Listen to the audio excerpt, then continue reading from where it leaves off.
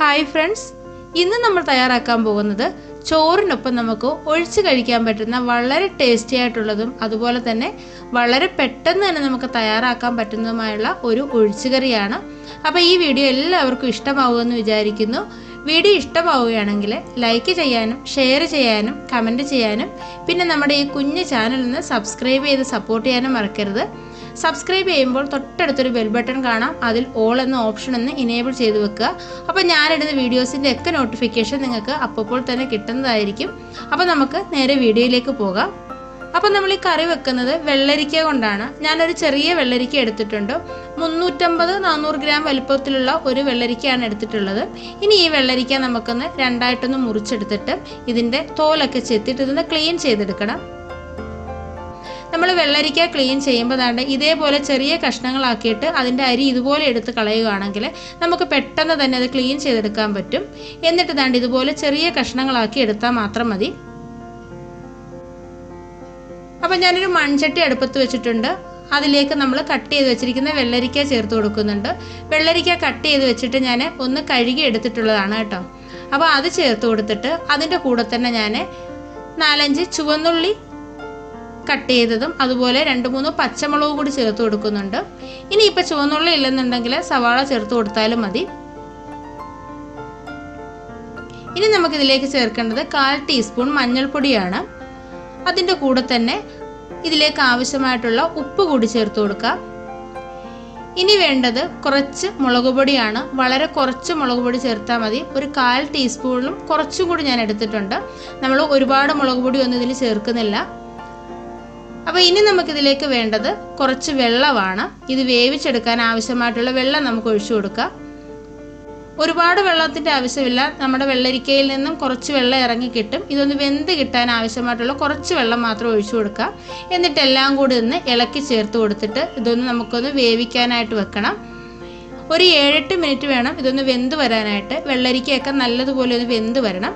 ഇടയ്ക്ക് നമുക്കൊന്ന് തുറന്ന് ഇളക്കി വെച്ച് കൊടുക്കാവുന്നതാണ്.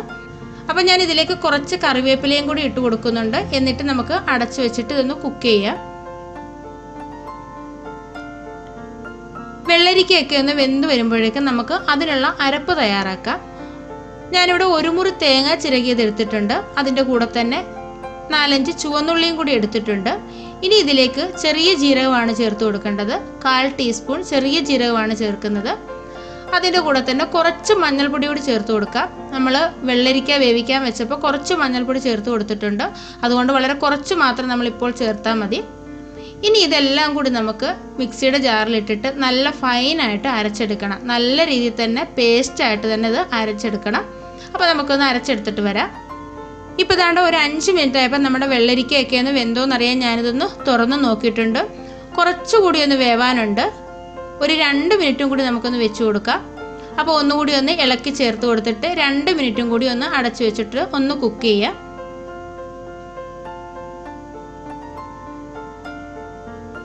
ഇപ്പോൾ നമ്മുടെ വെള്ളരിക്കയൊക്കെ നല്ല രീതിയിൽ തന്നെ വെന്ത് വന്നിട്ടുണ്ട്. ഞാനൊരു 2 മിനിറ്റും കൂടി വെച്ച് കൊടുത്തിട്ടുണ്ടായിരുന്നു. ഒരുപാടങ്ങ് വെന്ത് പോകണ്ട. നമ്മളിങ്ങനെ ഈ തവി വെച്ചിട്ട് ഇങ്ങനെ ഉടച്ചു കൊടുക്കുമ്പോൾ ഒന്ന് നല്ലതുപോലെ ഒന്ന് ഉടഞ്ഞു വരണം. ആ ഒരു രീതിയിൽ നമുക്ക് ചെയ്തെടുത്താൽ മതി.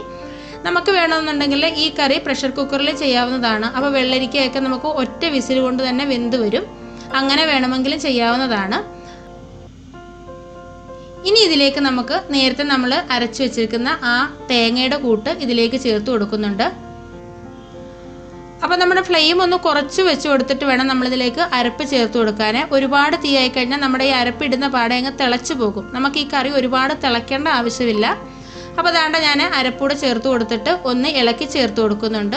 എന്നിട്ട് മിക്സിയുടെ ജാറിലേക്ക് കുറച്ച് വെള്ളം കൂടി ഒഴിച്ചു കൊടുത്തിട്ട് ഒന്ന് ചേർത്ത് കൊടുക്കുന്നുണ്ട്. നമുക്കിതിലേക്ക് ആവശ്യത്തിനുള്ള വെള്ളവും കൂടി ഇനി ഒഴിച്ചു കൊടുക്കാവുന്നതാണ്. നമ്മൾ കുറച്ച് ലൂസായിട്ട് വെച്ച് കഴിഞ്ഞാൽ ഇത് കുറച്ച് കഴിയുമ്പോൾ നല്ല തിക്കായിട്ട് തന്നെ വരും. വെന്ത് നമ്മൾ കുറച്ച് കഴിഞ്ഞിട്ട് ഇത് അടച്ചു വെച്ച് കഴിയുമ്പോൾ കുറച്ചുകൂടി തിക്കായിട്ട് വരും. അപ്പോൾ അതാണ്ട് ആവശ്യത്തിനുള്ള വെള്ളം കൂടി ഞാൻ ഒഴിച്ചു കൊടുത്തിട്ടുണ്ട്. വളരെ രുചികരമായിട്ടുള്ള ഒരു കറിയാണിത് കേട്ടോ. ഈ കറിയുടെ കൂടെ ഒരു പപ്പടമോ ഒരു മെഴുക്കുവരട്ടിയൊക്കെ ഉണ്ടെങ്കിൽ അന്നത്തെ ദിവസം നമുക്ക് അടിപൊളിയായിട്ട് നമുക്ക് ഊണ് കഴിക്കാം. ഇനി വേണ്ട ഞാൻ ഇതിലേക്ക് കുറച്ച് ഉപ്പും കൂടി ചേർത്ത് കൊടുത്തിട്ടുണ്ട്. ആവശ്യത്തിനുള്ള ഉപ്പും കൂടി ചേർത്ത് കൊടുത്തിട്ട് നല്ല രീതിയിലൊന്ന് ഇളക്കി ചേർത്തിട്ട് നമുക്ക് ഇതൊന്ന് ചൂടാക്കി എടുക്കണം. ഇത് തിളക്കരുത്. തുറന്ന് വെച്ച് കൊടുത്തുകൊണ്ട് തന്നെ നമ്മുടെ ഈ കറി ഒന്ന് ചൂടാക്കി എടുക്കണം. ആ തിളയ്ക്കുന്ന ഒരു പരുവാകുകയോ ചെയ്യാവൂ.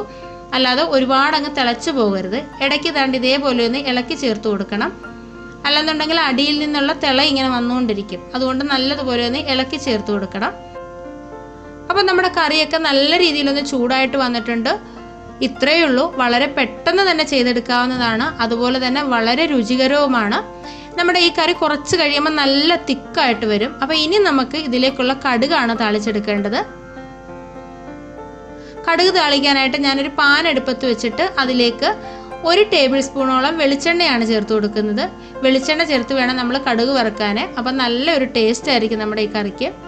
അപ്പോൾ അതാണ്ട് നമ്മുടെ എണ്ണയൊന്ന് ചൂടായിട്ട് വന്നപ്പോഴത്തേക്ക് അതിലേക്ക് 1 ടീസ്പൂൺ കടുക് ചേർത്ത് കൊടുക്കുന്നുണ്ട്. കടുക് നല്ല രീതിയിലൊന്ന് പൊട്ടി വരുമ്പോൾ ഇതിലേക്ക് ഞാൻ കുറച്ച് ചുവന്നുള്ളി വട്ടത്തിൽ കട്ട് ചെയ്ത് ചേർത്ത് കൊടുക്കുന്നുണ്ട്. ചുവന്നുള്ളി ചേർത്തിട്ട് നമുക്ക് നല്ല രീതിയിൽ ചുവന്നുള്ളി ഒന്ന് മൂപ്പിച്ചെടുക്കണം. അപ്പോൾ അതാണ്ട് ആ ചുവന്നുള്ളിയുടെ വെള്ളമൊക്കെ ഒന്ന് വലിഞ്ഞു കഴിഞ്ഞപ്പോഴേ അതിലേക്ക് ഞാൻ 2-3 വറ്റൽ മുളകും കൂടി ചേർത്ത് കൊടുക്കുന്നുണ്ട്. ആ വറ്റൽ മുളകും നമ്മുടെ ചുവന്നുള്ളിയും കൂടി ചേർത്ത് നല്ല രീതിയിലൊന്ന് മൂപ്പിച്ചെടുക്കണം. ചുവന്നുള്ളി നമ്മുടെ ആ ഗോൾഡൻ കളർ ആവുന്ന രീതിയിൽ ഒന്ന് മൂപ്പിച്ചെടുക്കുക. ചുവന്നുള്ളിയൊക്കെ നല്ല ഗോൾഡൻ കളർ ആയിട്ടുണ്ട്. ഇനി ഇതിലേക്ക് ഞാൻ ചേർത്ത് കൊടുക്കുന്നത് കുറച്ച് കറിവേപ്പിലയാണ്. കറിവേപ്പില നമ്മൾ ഈ ഒരു സമയത്ത് ചേർത്ത് കൊടുത്താൽ മതി. അല്ലെന്നുണ്ടെങ്കിൽ ആദ്യം തന്നെ നമ്മൾ ചേർക്കുമ്പോൾ ഒരുപാട് അങ്ങ് ഫ്രൈ ആയി പോകും. അപ്പോൾ നമ്മുടെ കറിവേപ്പിലയും കൂടെ ചേർത്തിട്ട് നല്ല രീതിയിലൊന്ന് ഇളക്കി ചേർത്ത് കൊടുത്തിട്ട് ഒന്ന് മൂപ്പിച്ചെടുക്കുക. ഇനി വേണ്ട നമ്മൾ ഈ മൂപ്പിച്ചതെല്ലാം കൂടി ഈ പാനിൻ്റെ ഒരു സൈഡിലോട്ടൊന്ന് മാറ്റി വെച്ചിട്ട് ഞാൻ ആ ബാക്കി വന്ന എണ്ണയിലേക്ക് കുറച്ച് മുളക് പൊടി ചേർത്ത് കൊടുക്കുന്നുണ്ട്. ഇപ്പം ഞാൻ സ്റ്റൗ ഓഫ് ചെയ്തിട്ടുണ്ട് കേട്ടോ. സ്റ്റൗ ഓഫ് ചെയ്തിട്ട് വേണം നമ്മൾ ഈ മുളക് പൊടി ഇതിലേക്ക് ചേർത്ത് കൊടുക്കാനായിട്ട്. ഇല്ലെന്നുണ്ടെങ്കിൽ പെട്ടെന്ന് ഇത് കരിഞ്ഞു പോകും. ഈ മുളക് പൊടി ചേർത്ത് എണ്ണ നമ്മുടെ കറിയിലേക്ക് ഒഴിച്ചു കൊടുക്കുമ്പോൾ കറിക്ക് നല്ലൊരു കളർ കിട്ടും. അതിനു വേണ്ടിയാണ് ഇങ്ങനെ ചെയ്യുന്നത്.